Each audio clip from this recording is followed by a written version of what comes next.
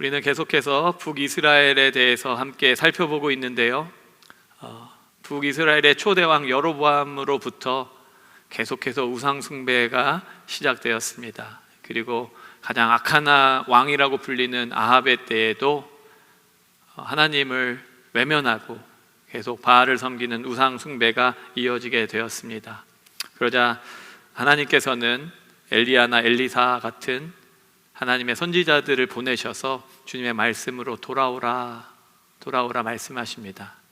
그럼에도 불구하고 이스라엘 백성들은 깨닫지 않고 하나님의 음성을 외면한 채 계속해서 우상숭배의 길을 따라가고 있었습니다. 그 모습을 안타까워하시는 하나님께서는 오늘 말씀을 통하여 우상숭배가 얼마나 무익한 것인가에 대해서 강조하여 말씀해 주고 계십니다. 지난주 우리가 살펴보았던 말씀에서 말씀의 키포인트가 하나님께서는 지난번 우리를 사역의 자리로 불러주신다라는 말씀을 저희가 살펴본 기억이 있습니다. 이 타락해가는 이 시대에, 우상숭배가 가득한 이 시대에 정말 하나님의 말씀을 붙잡고 이 세상에 말씀을 선포할 그 한 사람을 하나님께서는 찾고 계십니다. 그리고 그 한 사람이 바로 저와 우리 성도님들인 줄로 확신합니다. 사실 그렇기에 우리가 주님의 말씀을 잘 전하고 또 우상숭배에서 돌아오게 하기 위해서는 우상숭배가 무엇인가에 대해서 이해할 필요가 있습니다. 우상숭배에 사람들이 빠지게 되는 이유가 무엇일까요? 그것은 참 신이신 하나님 아버지를 온전히 믿지 못하기 때문입니다. 이것이 우리가 붙잡아야 될 오늘의 첫 번째 키포인트인데요, 우리 한번 같이 믿음으로 고백하겠습니다. 우상숭배는 하나님에 대한 불신의 결과입니다. 예, 그렇습니다. 우상숭배는 하나님을 불신하기 때문에 나타나는 현상입니다. 우상숭배는 하나님을 모르는 사람들이 행하는 것이기도 하지만 하나님을 아는 사람들 가운데서도 하기도 합니다. 하나님을 알고 믿는다고 함에도 불구하고 우상숭배하는 경우들이 있을 수 있습니다. 그들이 하나님을 몰라서 그렇게 행하겠습니까? 우리가 계속 몇 주 동안 살펴보았던 여로보암이나 아합 왕, 또 새벽에 살펴보았던 여러 왕들의 모습을 보면 그들은 이스라엘의 왕으로서 하나님이 누구신지 알고 때로는 문제가 있을 때 하나님께 구하기도 합니다. 어떤 왕들은 하나님의 음성을 직접 듣기도 합니다. 그럼에도 불구하고 그들이 하나님을 알매도 불구하고 그들은 여전히 우상숭배에 빠져 있었습니다. 그러니까 우리가 먼저 기억해야 될 것은 우상숭배라는 것은 믿지 않는 사람들이, 하나님을 모르는 사람들이 행하는 것만이 아니라 하나님을 알고 또 믿는다고 하는 우리들도 여전히 우상숭배에 빠질 수 있다라는 것이죠. 그렇다면 왜 우상숭배를 하게 되는 것인가? 그것은 하나님을 온전히 신뢰하지 못하기 때문입니다. 불신하기 때문이죠. 하나님의 방법 말고 다른 방법을 더 신뢰하기 때문입니다. 그것이 이방의 힘일 수도 있고요, 다른 누군가의 조언이 될 수도 있고요, 내 마음의 생각이나 결정이 될 수도 있습니다. 아무튼 하나님의 말씀보다 다른 것을 더 믿고 그것을 따르는 것, 그렇게 하나님의 말씀을 거부하는 것이 우상숭배인 것입니다. 오늘 말씀의 첫 번째 포인트를 우리 함께 믿음으로 고백하겠습니다. 우상숭배는 하나님을 거부하는 것에서 시작됩니다. 그렇다면 우상숭배는 무엇일까요? 성경의 십계명 두 번째에 보면 우상을 섬기지 말라 하면서 하늘에 있는 것이나 땅에 있는 것이나 땅 아래 물 속에 있는 것이나 아무 형상이든지 만들고 절하지 말라, 이렇게 말씀하고 있습니다. 그러다 보니까 우리가 우상숭배하면 어떤 형상을 만들고 그것에 절하고 섬기는 것을 우상숭배라 생각하게 되는데요, 물론 그것도 맞습니다. 그러나 그것만이 우상숭배는 아닙니다. 처음에 말씀드렸던 것처럼 우리 마음에서 하나님을 불신함으로 말미암는 모든 행동들이 우상숭배임을 우리는 깨달아야 합니다. 하나님의 말씀을 따라야 하지만 하나님의 말씀이 꼭 온전한 건 아닌 것 같은데 하면서 그 하나님에 대한 믿음이 없다 보니 다른 방법을 찾아다니게 되고 다른 방법을 신뢰하게 되는 것이죠. 그러다 보니까 우리가 우리 마음 가운데서 인정받고 싶은 마음, 안정을 취하고 싶은 마음, 때로는 쾌락, 명예, 물질을 쫓고자 하는 그런 다양한 교묘한 방법으로 우상 숭배는 계속해서 일어날 수 있습니다. 이것을 아담과 하와의 스토리를 통해서 우리가 생각해 볼 수 있는데요. 하나님께서는 아담과 하와를 창조하시고 에덴 동산을 지으시고 에덴 동산에서 살게 하시면서 모든 것을 허락해 주셨습니다. 그러나 한 가지를 금하셨지요. 우리 창세기 2장 17절에 보면 선악을 알게 하는 나무의 열매는 먹지 말라. 내가 먹는 날에는 반드시 죽으리라 하시니라. 하나님의 말씀이 무엇입니까? 모든 것을 다 허하지만 선악을 알게 하는 나무의 실과는 먹지 말라. 이렇게 말씀합니다. 그랬더니 마귀가 하와를 찾아와서 뭐라고 이렇게 이야기합니까? 하나님께서 정말 그걸 먹지 말라고 하더냐? 하나님이 만지지도 보지도 말고 절대 먹지 말라, 먹으면 죽는다 하셨다. 이렇게 하와가 얘기했더니 마귀가 이렇게 이야기합니다. 3장입니다. 뱀이 여자에게 이르되 너희가 결코 죽지 아니하리라. 너희가 그것을 먹는 날에는 너희 눈이 밝아져 하나님과 같이 되어 선악을 알 줄 하나님이 아심이니라. 지금 하와를 어떻게 미혹하고 있습니까? 너희가 결코 죽지 않을 것이다. 죽지 않을 뿐만 아니라 그것을 먹으면 너희가 하나님처럼 될 것이다. 이렇게 말씀합니다. 이런 얘기를 들으면 이 자리에 있는 우리 충현의 성도님들은 무슨 소리 하는 거야? 하나님께서 먹지 말라 그랬는데 쓸데없는 소리 하지 말고 마귀야 물러가라! 이렇게 할 것 같은데 하와가 믿음이 없었어요. 하나님의 말을 온전히 신뢰하지 못합니다. 하나님이 정말 거짓말 하신 건가? 마귀가 얘기한 걸 들어보니 마귀가 그러는 거 아닙니까? 이거 하나님처럼 되면 하나님이 너네 다스릴 수가 없잖아. 하나님이 니네 종 삼고 멋대로 하려고 못 먹게 한 거야. 근데 먹고 네가 하나님처럼 되면 어떻게 되겠니? 그 얘기에 넘어가서 하나님의 말씀을 불순종하게 되죠. 하나님의 말씀을 불순종하였지만 그것을 다르게 표현한다면 하나님의 말씀을 따르지 않고 누구의 말을 따른 것입니까? 마귀의 말에 순종한 것입니다. 그렇기에 이것이 우상숭배가 되는 것이죠. 그러나 더 엄밀히 살펴본다면 마귀의 말을 순종하기에 앞서 그 결정을 누가 한 것입니까? 하나님의 먹지 말라는 그 말씀과 먹으면 하나님처럼 될 거라는 마귀의 그 이야기, 그것을 듣고 마음속에서 하와는 무슨 생각을 했을까요? 하나님의 말씀이 이랬지만 이거 내가 먹으면 하나님처럼 된다고? 나 하나님처럼 되고 싶은데? 하는 자신의 마음의 욕망에 따라 결정한 결과가 선악과 아닙니까? 그러니까 사실은 이것은 자신의 결정이죠. 그러므로 우리가 기억해야 될 것은 우상숭배는 꼭 무엇에 절하는 것이 아니라 하나님의 뜻에 따르지 않고 나의 소욕에 따라 살아가는 것들, 하나님의 말씀 외에 다른 방법으로 살아가는 모든 것이 우상숭배가 된다는 것을 우리는 기억해야 합니다. 근데 이것이 꼭 아담과 하와의 때에만 이야기입니까? 지금도 우리 마찬가지 아닙니까? 왜 우리가 하나님의 말씀에 이렇게 순종 못할까? 내가 원하는 그 욕심이 있기 때문인 것이죠. 근데 더 엄밀히 보면 왜 이렇게 그러면 내 마음의 소욕에 따라 행하는가? 그것은 우리 안에 있는 죄의 문제 때문입니다. 그러니까 우리가 죄의 문제가 온전히 해결되지 않은 상태에서는 내가 우상숭배를 하지 않겠다 한다고 되어지는 것이 아닙니다. 우상숭배를 멈추고 하나님께로 돌아가기 위해서는 우리의 죄의 문제가 해결돼야 되는 것입니다. 그렇기 때문에 여전히 죄의 문제를 안고 사는 이스라엘의 왕들이나 이 시대를 살아가는 우리들이 하나님을 믿습니다라고 이야기하면서도 그 이면에서 우상숭배의 삶을 온전히 뿌리치지 못하는 이유가 되기도 하는 것입니다. 이것이 그래서 우리가 우상숭배에 빠지게 되면 어떠한 삶을 살아가게 되는가? 우상숭배에 빠진 사람들은 낭비하는 삶을 살게 됩니다. 이것이 우리가 함께 나눌 오늘 두 번째 포인트인데요, 우리 믿음으로 함께 고백하겠습니다.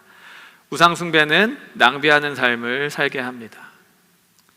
사랑하는 우리 성도 여러분, 어쩌면 설교 같은 데서 한 번쯤 들어보셨을 수 있는데요, 두려움의 반대말이 무엇인지 아십니까? 두려움의 반대말은 바로 믿음입니다. 믿음이 없으면 두려움의 문제에서 벗어날 수 없습니다. 저는 이 말에 크게 동의하는데요, 우리가 하나님과 교제하는 친밀한 관계 아니었습니까? 하나님의 형상에 따라 지음받은 우리들이었는데 우리가 죄로 인해서 하나님과 단절되고 분리되게 되었습니다. 그렇게 죄에 빠져서 하나님과 단절되고 분리된 결과가 무엇입니까? 바로 두려움이 찾아온다라는 것입니다. 이건 너무 당연한 일인데요, 놀이동산에 한 가족이 놀러가서 아이가 너무 아름답고 신나는 것들을 보면서 신나게 뛰어다니다가 정신을 탁 차리고 고개를 탁 돌아서 주변을 살펴봤는데 엄마 아빠가 보이지 않아요. 그럼 이 아이가 어떤 감정을 느끼겠습니까? 두려움이 찾아오는 거죠. 울고불고 난리가 나는 겁니다. 부모의 보호 안에 있을 때는 두려움이 없었는데 부모를 잃어버리게 되니까 두려움이 찾아오는 것은 너무나도 당연한 일 아니겠습니까? 우리가 하나님의 형상을 따라 지음받은 하나님의 자녀들이지만 우리가 죄로 인해서 하나님을 잃어버리게 되었을 때, 하나님과 단절되고 분리되었을 때 처음으로 찾아오는 감정은 두려움일 것입니다. 그러기에 우리의 삶 가운데에서는 하나님 없는 인생은 염려와 두려움 가운데 살아갈 수밖에 없는 것이죠. 그러나 하나님과의 단절의 문제는 단지 이런 두려움에서 끝나는 것이 아닙니다. 하나님과의 단절은 영원한 지옥의 형벌까지도 이어지는 것이죠. 그래서 그것보다 더 큰 재앙이 어디 있겠습니까? 그러나 또 이 땅에서의 삶은 어떻습니까? 하나님을 잃어버린 자들은 두려움에 빠질 뿐만 아니라 이제는 나의 삶을 인도해 주시는 아버지 하나님이 그 삶에 안 계시기 때문에 삶에서 스스로 무엇인가를 결정하고 선택하고 나아가야 하는 것입니다. 그것이 얼마나 큰 부담과 어려움으로 찾아오게 되겠습니까? 우리 아이들을 보면요, 걱정이 없는 것 같아요. 우리 꼬마아이들을 보면은 신나게 뛰어놀지 않습니까? 그리고 배고프면은 엄마가 밥 먹어라 그럼 가서 밥 다 차려주죠. 졸리면 자죠. 자다가 또 일어날 때 되면 엄마가 알아서 깨워주죠. 알아서 씻겨주죠. 뭐 다 해주잖아요. 그러니까 아이들은 그냥 뛰어노는 것밖에 없어요. 하고 싶은 대로 하는 것밖에 없어요. 배고프면 엄마 밥 주세요 그럼 밥 주고요. 근데 아이들이 시간이 지나 점점 자라고 이제 공부를 마치고 이제 사회에 나아갈 때가 되면 어떻습니까? 아, 나는 이제 어떤 직업을 가지고 살아야 되나? 내가 취직해서 월급을 받으면 그것으로 낼 것들 다 내면서 유지하면서 살아갈 수 있을까? 뭐 어떤 집을 사야 되나? 뭐 누구를 만나야 되나? 뭐 이런 걱정들과 근심들이 계속해서 이어지지 않겠습니까? 그런데 어린 아이와 사회 초년생을 놓고 봤을 때 누가 더 실력과 능력이 있습니까? 당연히 사회 초년생이죠. 스스로 밥을 먹을 수도 있고요, 스스로 자신을 돌볼 수도 있습니다. 그러나 능력 있는 부모의 보호 아래 있는 이 아이와 아무런 도움이 없는 사회 초년생과 비교한다면 누가 더 완벽한 인생이 되겠습니까? 당연히 아이의 삶이 될 것입니다. 왜냐하면 그 부모의 것이 이 아이의 것이고 그 부모의 보호가 아이에게 내려오는 것이고, 그렇기에 더 온전한 인생이 되는 것이죠. 이와 같습니다. 천지를 창조하신 전능하신 하나님께서 보호하는 인생은 염려와 두려움을 뛰어넘어 주님의 은혜가 그 사람의 은혜고 주님이 인도하시는 그 길 안에서 나아갈 때에 그 삶은 온전해지는 것입니다. 그러나 주님을 잃어버리고 자기의 힘으로, 자기의 생각으로, 자기의 능력으로 이 땅을 헤쳐나가려고 하는 사람들은 얼마나 힘든 두려운 염려의 삶을 살아가겠습니까? 이 당연한 진리에 대해서 오늘 이사야는 본문을 통해 한 번 더 말씀하고 있습니다. 이사야 6절 7절 말씀 저희가 함께 합독하겠습니다. 이스라엘의 왕인 여호와, 이스라엘의 구원자인 만군의 여호와가 이같이 말하노라. 나는 처음이요 나는 마지막이라. 나 외에 다른 신이 없느니라. 내가 영원한 백성을 세운 이후로 나처럼 외치며 알리며 나에게 설명할 자가 누구냐. 있거든 될 일과 장차 올 일을 그들에게 알릴지어다. 하나님께서는 다른 신은 없다 이렇게 말씀하시죠. 나는 처음과 마지막이라. 역사의 주관자시다라고 주님 말씀하고 계시죠. 그리고 어느 우상이 너희에게 장차 올 일을 알려줄 수 있느냐. 그런 사람이 어딨냐. 그러면 다 잘 살죠. 앞으로 어떤 일이 일어날 줄 아는데. 그런 사람 없다는 거죠. 그런데 하나님께서는 내가 장차 올 일을 다 알려줄 수 있는 창조주 하나님이시다 이렇게 말씀하세요. 우리의 모든 것을 다 아시죠. 앞으로 일어날 모든 일도 다 아시는 분이 우리 하나님이십니다. 이것을 이스라엘 백성들이 몰랐을까요? 알았습니다.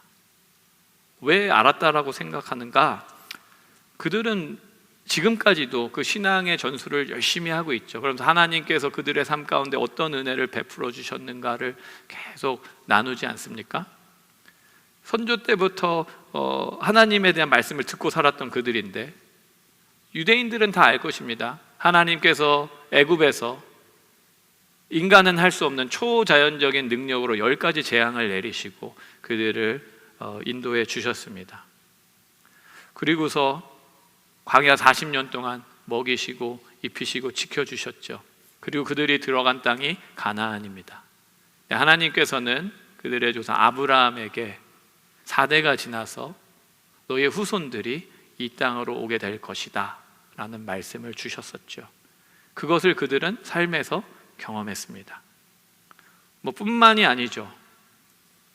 다윗을 통하여서 그 다윗의 자손들을 통하여 이스라엘 왕조를 이어가게 하시겠다라는 명령을 주셨습니다. 그것을 그 사람들은 들었겠죠. 그리고 삶 가운데 그렇게 이루어지는 것을 봅니다. 정말 위험한 순간 가운데 다윗의 왕조가 끊어질 위기도 있었지만 끝끝내 하나님께서 말씀하신 대로 다윗의 왕조가 계속해서 그들의 행위와는 상관없이 하나님의 주신 약속대로 이행되는 것을 그들이 보았습니다. 그럼에도 불구하고 그들은 계속 하나님의 말씀을 불순종하기에 하나님께서 선지자들을 보내서 너희가 회개하고 돌이키라. 돌이키지 않으면 너희가 이방에게 포로로 잡혀가게 될 것이다 말씀하십니다. 그런데 그 말씀을 불순종하고 하나님의 말씀을 외면하고 살다가 결국은 하나님 말씀하신 그대로 바벨론의 포로로 잡혀가게 된 상황이 오늘 본문의 이스라엘 백성들의 상황입니다. 순종을 통하여 혹 불순종을 통하여 그것과 상관없이 하나님의 말씀대로 계속해서 역사 가운데 이루어지는 것들을 경험한 사람들이 이스라엘 백성들입니다. 그리고 하나님께서는 이들에게 또 다른 약속을 주십니다. 이사야를 통하여 언제 누군지는 모르지만 고레스라는 왕이 세워져서 너희를 해방시켜 줄 것이다. 너희가 다시 너희의 본토로 돌아가게 될 것이다. 하나님께서 말씀해 주셨습니다. 그럼 이제 우리가 바벨론 포로지에 이렇게 모여 있다라고 생각했을 때, 여러분들 이스라엘 백성이라고 생각했을 때 어떠한 결정을 하시겠습니까? 지금까지 돌아보니 하나님께서 아브라함에게 주신 약속대로, 다윗에게 주신 약속대로, 우리 민족에게 주신 약속대로 다 이루어졌고 심지어 돌이키고 회개하면 용서해 주신다는데 불순종해서 지금 그것까지도 하나님 말씀대로 우리가 포로로 와서 있네. 근데 지금 하나님께서 이제 한 왕을 세워서 회복을 주시겠다, 우리 민족을 구원해 주시겠다라고 약속하셨다면 이 말씀대로 되겠구나라고 믿으시겠습니까? 그렇지 않겠습니까? 우리가 생각해 보면 당연히 믿을 것 같은데 그들은 그렇게 믿지는 않았죠. 그러나 어쨌거나 하나님께서는 그 약속까지도 그대로 이행하셔서 70년이 지난 이후에 고레스 왕이 세워지고 모두가 회복되어지는 그런 은혜가 이루어졌습니다. 이렇게 하나님께서 말씀하시고 성취시켜 주시고 말씀하시고 성취해 주시고 이것이 반복되면 하나님을 신뢰할 만하지 않겠습니까? 그럼에도 불구하고 계속해서 우상 숭배를 했던 것이 이스라엘 백성이에요. 왜 그렇습니까? 그들이 바벨론에 살아가면서 하나님께서는 다른 왕을 세워서 바벨론을 치고 우리에게 자유를 주시겠다 했지만 절대 무너질 것 같지 않은 이 바벨론의 힘 앞에서 믿어지지 않는 거죠. 그리고 그들이 섬기는 우상을 바라볼 때 우리 하나님 전 창조주 하나님이시라는데 하나님께서 우리 지키지 못하셨는데 저 신은, 저 우상은 저 나라 사람들을 지켜주고 있구나, 저 우상이 진짜가 아닐까? 눈에 보이는 상황 가운데 그들이 흔들리게 되는 것입니다. 이것이 얼마나 안타까운 일입니까? 그런데 이것이 꼭 이스라엘만의 이야기이겠습니까? 이 시대를 살아가고 있는 우리 많은 사람들의 모습 또한 아니겠습니까?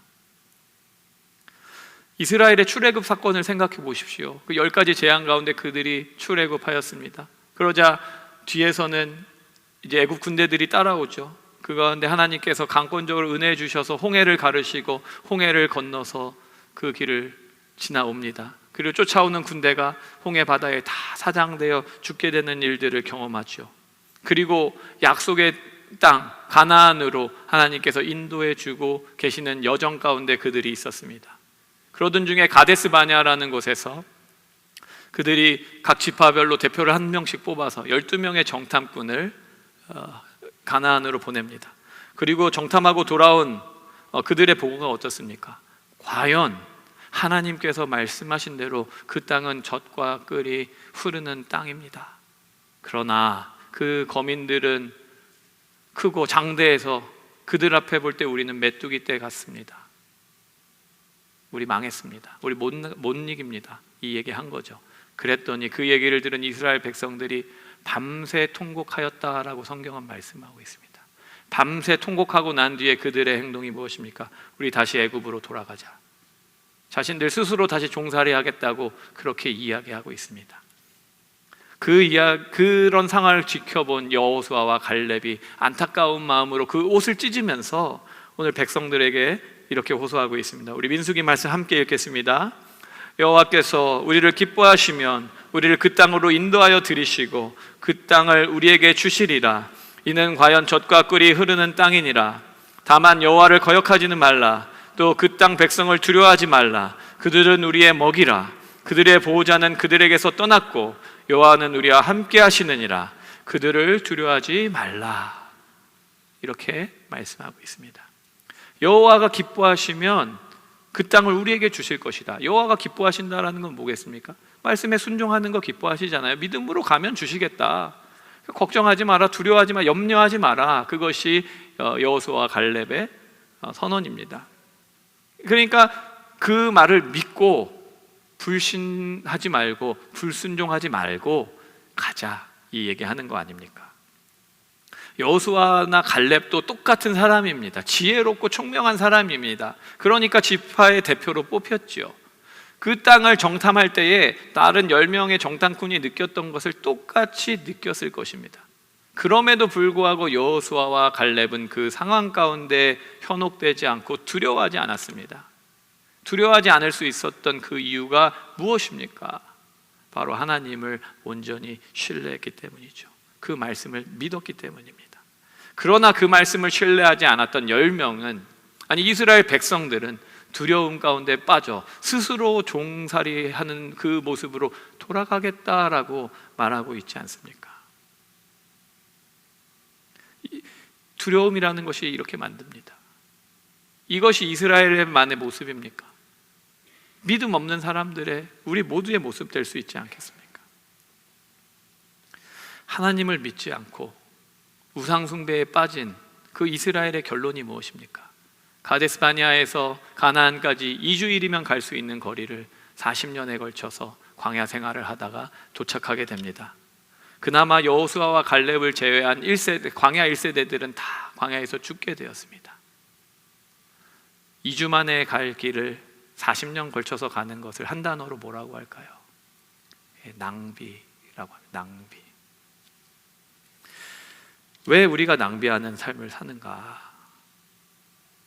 우상 숭배에서 벗어나지 못하기 때문입니다. 그러면서 이스라엘 보십시오. 뭐가 물이 없습니다. 뭐가 씁니다. 맨날 원망하고 불평, 음식이 맨날 먹는 것만 나옵니다. 기도했는데 주님 왜 우리를 이렇게 안 들어주십니까? 우리도 똑같지 않습니까? 우리가 주님께 기도하는 것들이 얼마나 많이 있습니까? 하나님 건강을 주십시오. 직장의 문제가 해결돼야 됩니다. 자녀들이 어떻게 기도합니다. 그런데 기도가 응답 안 되면 하나님 제 기도 듣기는 들으십니까? 하나님 저를 사랑하기는 하십니까? 그러면서 원망 불평하는 사람들의 모습이 있지 않습니까? 제가 어떤 목사님 말씀 가운데 들은 예화인데요, 저도 이제 미국 생활이 길어지면서 대중 목욕탕에 가본 지가 오래됐는데 한국의 목욕탕에 굉장히 복음적인 말씀이 써 있다고 합니다. 맡기시지 않은 물건은 책임지지 않습니다. 이렇게 써 있다고 합니다. 우리는 우리 인생을 살아가면서 내 생각, 내 판단 따라서 행하고 결정하고 나아가면서 필요할 때마다 주님께 기도합니다. 그러면서 주님 왜 내가 이거 기도했는데 들어주시지 않습니까? 주님 저 사람의 기도는 응답해 주시면서 왜 제 기도는 응답해 주시지 않고 저를 사랑하기는 하십니까? 원망하고 불평하는, 기도 응답 안 됐다고 그런 경우가 얼마나 많이 있습니까? 그때 주님께서 한 말씀 하시지 않을까요?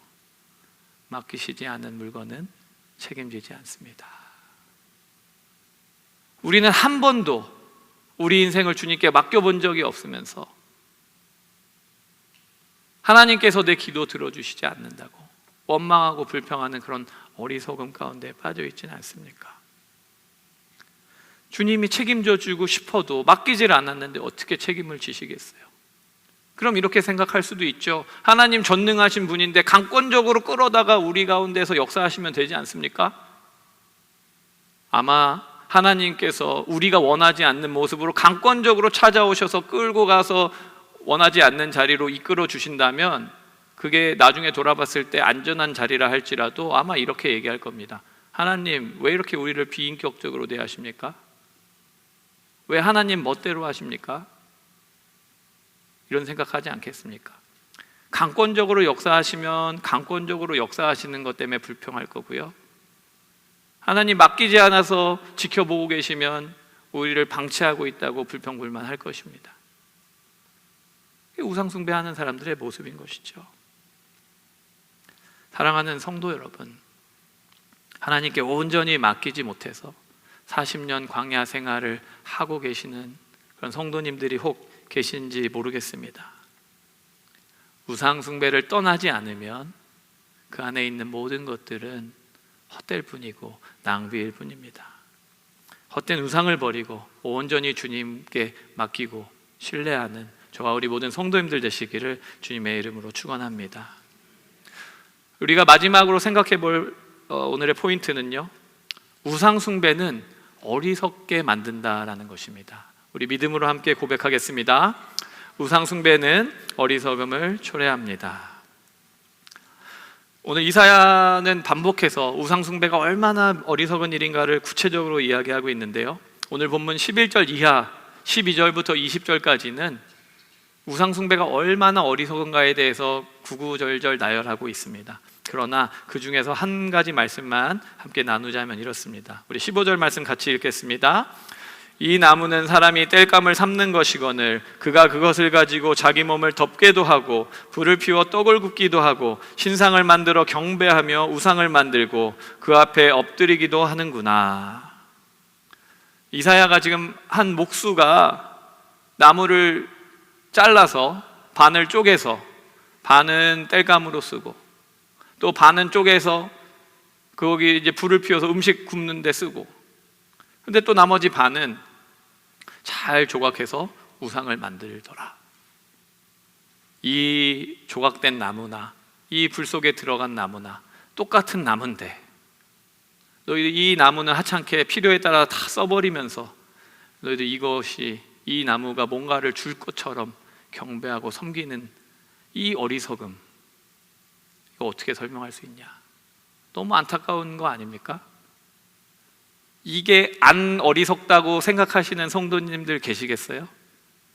이 자리에 있는 누구도 이것을 놓고 생각해 보면 다 어리석다라고 생각할 것입니다. 그러면서 어떻게 저렇게 사람이 어리석을 수 있나? 근데 나는 안 그런데 나는 다른데 라고 생각하실 수도 있을 것입니다. 근데 이 세상에 아까 이 나무나 아무 의미가 없는 이유가 무엇입니까? 거기에 능력이 없기 때문이죠. 하나님의 피조물일 뿐입니다. 뭐 이뿐입니까? 어떤 종교는 저희는 소고기 맛있게 먹잖아요. 근데 소가 뭔가를 해줄 것처럼 그냥 떠받들고 막 경배하지 않습니까? 이 소나 이거 잡아먹으면 맛있을 건데 뭔가를 해줄 것처럼 이런 어리석음이 만연하고 있죠. 근데 그런 것들만 볼 것이 아니라 그럼 우리는 어떠냐? 우리가 살아가면서 정말 그런 것들을 어리석게 생각하지만 우리들도 하나님 앞에서는 피조물에 불과합니다. 하나님의 형상 따라 지음 받았지만 우리가 어찌 하나님과 같을 수 있겠습니까? 그것이 어리석어 보이고, 그런데 내 안에서 나오는 것들은 뭔가 탁월하고, 이 인류가 발전하면서 우리가 집단 지식을 이용해서 막 도출해내는 어떤 결과들이나 그런 것들은 굉장히 뭔가 다를 것처럼 생각하며 그런 거를 의지하고 사는 것이, 그렇게 짜낸 거나 우상 숭배하는 거나 창조주 하나님 입장에서 피조물들이 하는 그 모습을 볼 때 거기서 거긴데 우리는 그것을 깨닫지 못하는 것입니다. 왜 이렇게 깨닫지 못하는가? 오늘 18절 말씀에 이렇게 나와 있습니다. 그들이 알지도 못하고 깨닫지도 못함은 그들의 눈이 가려져 보지 못하며 그들의 마음이 어두워져 깨닫지 못함이니라. 눈이 가려지고 마음이 어두워져서 깨닫지 못한다. 성경에서도 잠언에서 여호와를 경외하는 것이 지혜의 근본이라 말씀하시죠. 여호와를 떠나니까 지혜가 없는 것입니다. 어리석은 거예요.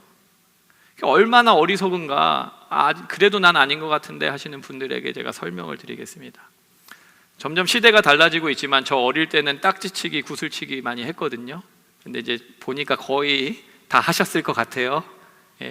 저보다 젊은 분들이 그게 많지 않은 것 같습니다. 다 구슬치기, 딱지치기 할 때 저는 쇠구슬이 그렇게 갖고 싶었어요.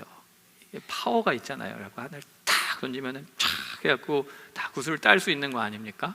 근데 안 사주셨어요, 잘. 그래갖고 그나마 조금 왕구슬 이런 거 있으면 잘 가지고 있다가 다음날 모여갖고 구슬치기해서 10개 따면 세상을 다 얻었죠. 그리고 막 한 개씩 나눠주고 10개 잃으면 울면서 집에 오고, 엄마가 그거 가지고 우냐, 내 구슬을 말면 사줄게. 근데 안 사주셨어요. 그래갖고 제가 그렇게 악착같이 또 구슬을 가지고 있었는지 모르겠습니다. 근데 제가 그렇게 애지중지했던, 때로는 다음날 써먹어야지 하고 머리맡에 두고 잤던 그 구슬과 딱지들이 지금 어디에 가 있는지조차 저는 기억하지 못합니다. 저만의 얘기는 아니겠죠. 우리가 우리 자매님들은 조금 다르실 수 있지만 인형이 될 수도 있고요.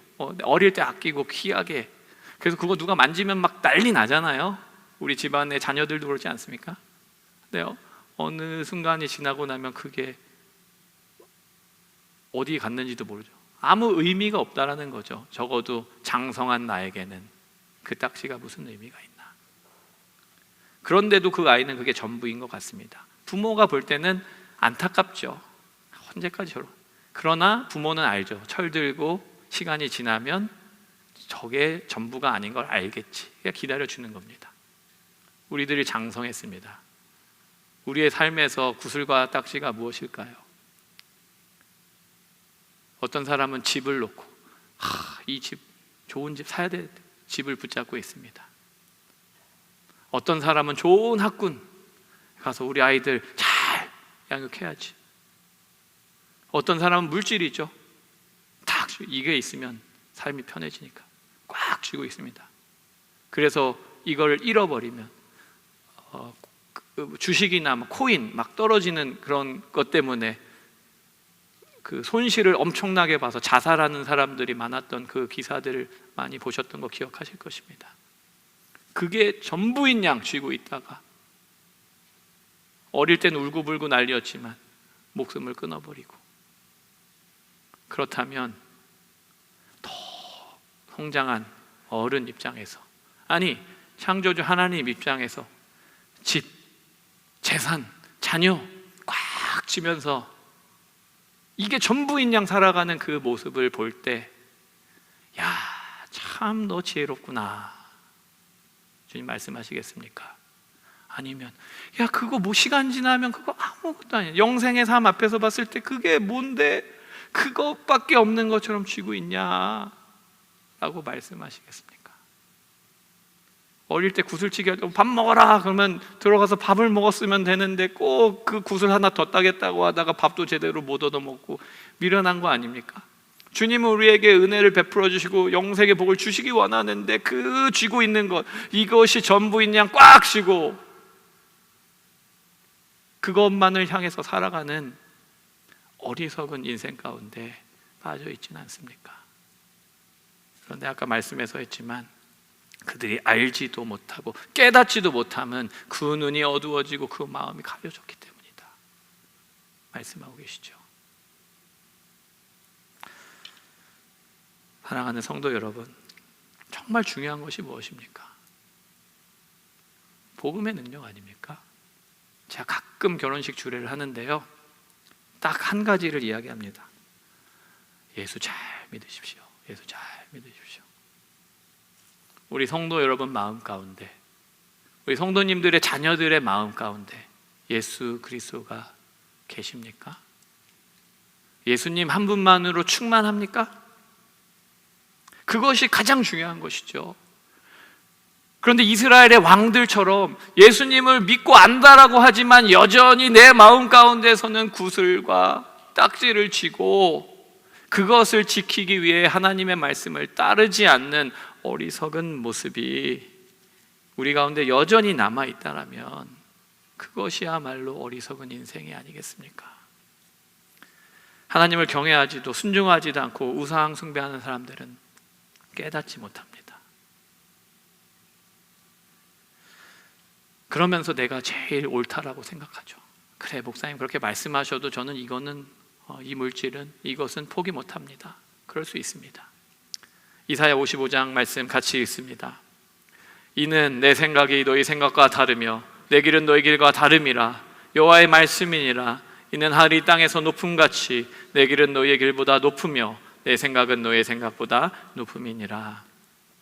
주님의 길과 우리의 길이 다르대요. 그러니까 우리가 볼 때 주님의 길은 이상하고 불편할 수밖에 없습니다. 그게 정상이에요. 그런데 문제는 뭡니까? 다 사람들은 이 길로 가는데 주님만 이상한 길 얘기하니까 이 길이 틀렸어. 왜?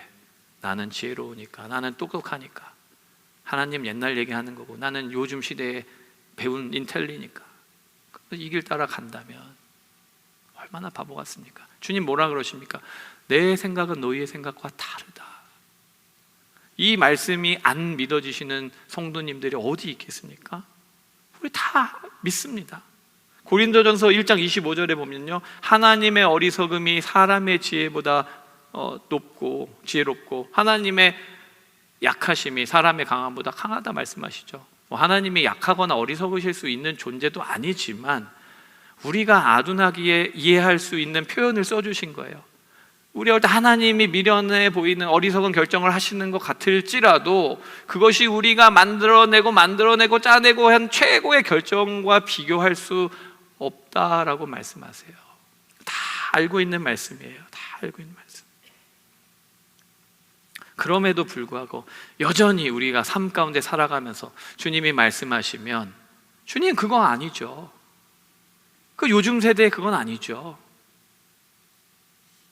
이렇게 하는 거 아닙니까? 우리가 죄를 지을 수 있습니다. 그러나 그것이 맞다고 우기지는 마시기 바랍니다. 잘못된 것을 인정하고 깨닫고 돌이켜야 되는데 하나님 틀렸습니다. 하나님 그거 아닙니다. 요즘엔 이런 것들 괜찮은 겁니다. 이렇게 말하는 태도가 문제가 되는 것입니다. 그 어리석음에 빠져있는 주변의 사람들을 볼 때 우리 얼마나 안타깝습니까? 근데 우리만 안타까운 것이 아니라 우리를 사랑하시는 하나님께서 가장 안타까워하세요. 꼬마들이야 구슬과 딱지 시간이 지나면 놓는데 다 컸는데 놓을 생각을 안 하니, 이거 스스로 놓지를 않느니, 그래서 어쩔 수 없이 하나님께서 결단하시죠. 변하지 않는 우리를 보면서 하나님께서 사랑하시는 독생자 예수 그리스도를 이 땅 가운데 보내주십니다. 그리고 우리의 죄의 문제를 해결해 주시기 위해 예수님 보내주신 것이죠. 우리 말씀을 생각하면서 크라이스트 커넥션 같이 읽겠습니다. 우상 숭배는 사람의 어리석음과 상함의 결과이며 하나님과 올바른 관계를 맺지 못하게 합니다. 예수님은 모든 사람에게 유일하신 참 하나님을 보게 하고 모든 우상 숭배를 끊게 하려고 이 땅에 오셨습니다. 그리스도를 믿는 성도들은 하나님을 진정으로 사랑하고 예배할 수 있는 새 마음을 얻게 됩니다. 예수님이 이 땅에 오신 이유는 우상 숭배를 끊게 하기 위해서다. 우상 숭배의 뿌리가 뭐라고 했습니까? 죄.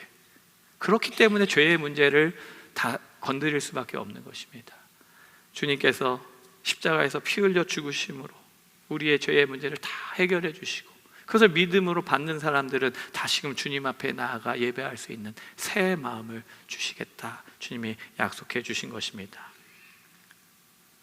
죄로 인해 단절되고 분리된 우리를 화목케 하시기 위해 오신 예수 그리스도, 이것을 요한 1서에서는 이렇게 말씀합니다. 한 번 더 같이 읽겠습니다. 사랑은 여기 있으니 우리가 하나님을 사랑한 것이 아니요 하나님이 우리를 사랑하사 우리 죄를 속하기 위해 화목제물로 그 아들을 보내셨습니다. 아멘이십니까? 아멘. 예, 정말 주님 우리를 먼저 사랑하셔서 화목제물로 보내주시고 그로 말미암아 우리가 하나님과 연합하게 된 것입니다. 이제 우리가 말씀을 생각하며 이번 주 적용 포인트 두 가지를 나누겠는데요.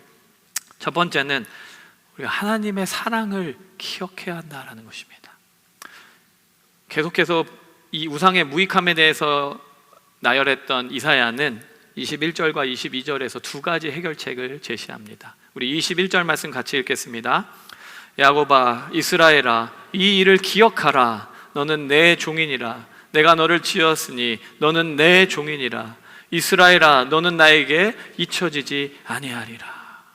하나님께서 뭘 말씀하세요? 너 기억해라. 너는 내 자녀다. 너 내가 사랑하는 자다. 네가 무슨 일을 하든 어디에서 어떤 행동을 하든 나는 결코 너를 잊지 않겠다. 주님이 말씀해 주고 계세요.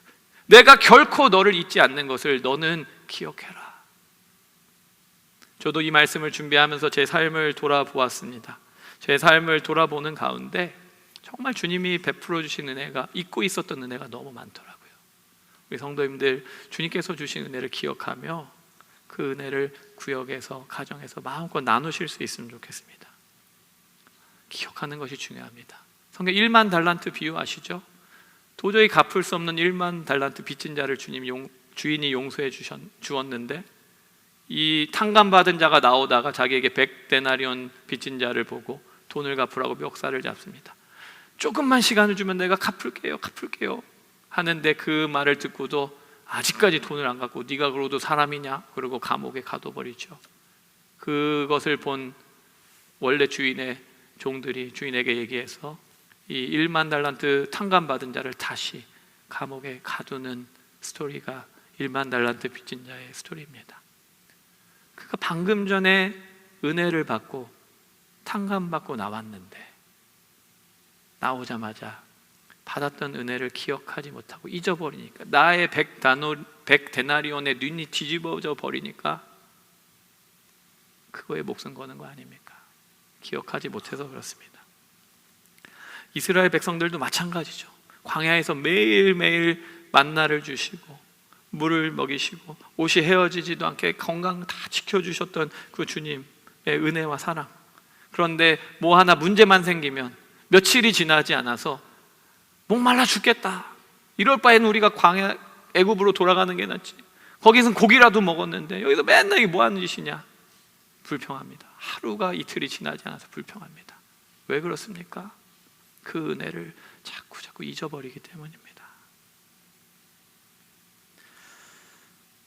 누가복음 15장에 탕자의 비유를 아시죠? 아버지의 유산을 먼저 달라고 해서 집을 나간 이 자녀, 허랑방탕한 삶을 살다가 모든 걸 다 잃어버리고 죽게 생겼을 때 그때 그가 아버지를 기억합니다. 좋으신 아버지. 우리 아버지는 인자한데, 자비로운데, 사랑이 많은데 집에 있는 종들에게도 잘 대해주셔서 먹이고 입히시는데 내가 우리 집에 종만도 못하네. 근데 우리 아버지 어떤 분이지? 좋은 분이지, 선하시지, 사랑이 많으시지. 내가 아들의 모습으로 갈 수는 없지만 내가 가서 종 삼아 달라 그러면 그래도 지금보단 잘 먹이고 입혀주실 것을 기억하게 됩니다. 그리고 그가 돌아갈 때, 그 기억했을 때 회복이 시작된 거 아닙니까? 사랑하는 우리 모든 성도 여러분, 우리의 삶을 가만히 돌아보면 우리가 너무 많이 은혜를 잊어버립니다. 주님이 베풀어 주신 무수한 은혜가 있어요. 바쁜 일상 가운데 자꾸 잊게 되는데 이번 한 주 매일매일 순간 가운데 주님이 베풀어 주신 은혜를 기억할 수 있는 우리 모두가 되기를 소망합니다. 두 번째로는 기억할 뿐만이 아니라 그 말씀으로 돌아가라는 것. 22절 말씀 한 번 더 읽겠습니다. 내가 내 허물을 빽빽한 구름같이 내 죄를 안개같이 없이 하였으니 너는 내게로 돌아오라. 내가 너를 구속하였음이라. 돌아오라. 우리가 아무리 기억한다 할지라도 우상 숭배의 자리에서 떠나 주님께로 돌아가지 않으면 해결되지 않습니다. 요한복음 15장에 보면 포도나무와 가지의 비유가 나오지 않습니까? 나는 포도나무여 너희는 가지니 가지가 나무에 붙어 있지 않으면 결핍의 문제가 생기잖아요. 열매 맺지만 붙어 있으면 열매 맺는다. 주님 말씀하세요. 우리가 왜 이렇게 결핍과 어려움 가운데 살아가게 됩니까? 주님께 붙어 있지 않기 때문인 것이죠. 그러니까 돌아가야 돼요. 돌아가야 되는데 이 돌아가는 것을 방해하는 두 가지 요소가 있는 것 같아요. 첫 번째는 사랑에 대한 불확실성입니다. 내가 돌아갔을 때 나를 받아주실까? 그것에 대해서 이사야는 오늘 말씀은 반복적으로 이야기하고 있고 절대 잊지 않겠다라고 말씀하셨고 충분히 설명을 했으니 이건 넘어가겠습니다. 두 번째, 그것을 알면서도 돌아가지 못하는 이유는 여전히 내가 붙잡고 있는 구슬과 딱지가 있기 때문입니다. 내가 붙잡고 있는 물질과 학벌과 명예가 있기 때문입니다. 이 탕자가 언제 아버지께로 돌아가게 됩니까? 유대인들에게 있어서 돼지는 부정한 동물입니다. 상종도 하지 가까이 가지도 않습니다. 그런데 이 아들이 먹을 게 없고 아무것도 없으니까 돼지 튀는 집에 가서 돼지가 먹는 쥐염 열매를 먹습니다. 유대인으로서는 차마 말하기 힘든 수치의 자리, 아주 치욕스러운 자리까지 내려간 것입니다. 그럼에도 그가 아버지께로 돌아가려 하지 않습니다. 왜냐하면 그에게 아직도 쥐염 열매가 있기 때문이죠. 그러나 이제 그 쥐염 열매까지 주는 자가 없게 되자 그때서야 아버지를 생각하고 아버지께로 돌아가게 됩니다.